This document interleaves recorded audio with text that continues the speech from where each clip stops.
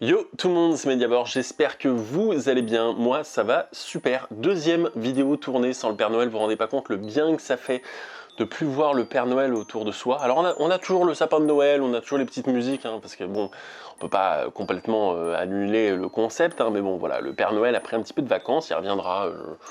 je pense, malheureusement. En tout cas, on est là pour répondre à une cinquième question. Quel est ton drame préféré? Alors ça a été compliqué, vraiment ça a été compliqué parce que en fait, je suis pas quelqu'un qui aime spécialement les films dramatiques. Ça m'arrive d'en apprécier, mais je suis pas quelqu'un qui aime se faire pleurer ou qui aime voir quelque chose qui va le déprimer ou ce genre de choses. En général, je préfère regarder des comédies ou des films qui mettent un peu plus la pêche, qui me mettent un peu plus vraiment de bonne humeur. Et je pense que j'ai trouvé, il s'agit de La vie est belle. La vie est belle, c'est un film réalisé par Roberto Benigni, sorti je crois en 1998, et qui a eu, si je me trompe pas non plus, la Palme d'Or du meilleur film. Et ça raconte l'histoire donc d'un homme qui, avec son fils, se retrouve, on va dire, dans un camp de concentration, un camp d'extermination, et donc va tout faire pour faire croire à son fils que tout est faux, que ce qu'il voit est faux, qu'il n'y a pas vraiment de mort, qu'il est en train de vivre une expérience un petit peu particulière que son père est en train de lui faire découvrir.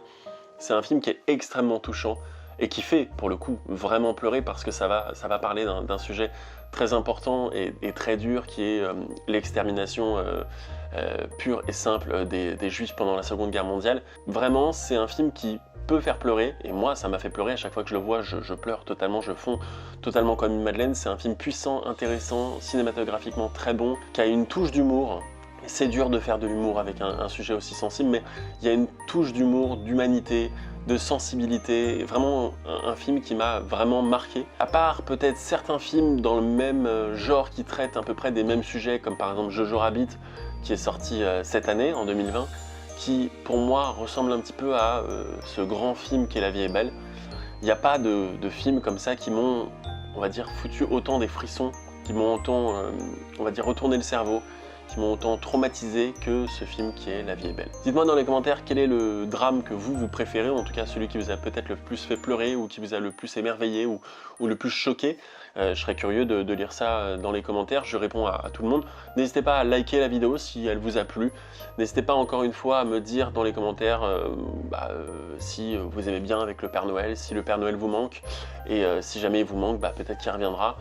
N'hésitez pas à vous abonner, ça fait très plaisir quand vous abonnez, et comme ça je sais que vous aimez mon contenu, et ça c'est cool. Et c'était le Mediabord, merci à tous d'avoir suivi cette vidéo, on se retrouve bientôt pour une nouvelle question, une nouvelle réponse, et je vous dis à demain en fait, ouais, je vous dis à demain, ciao.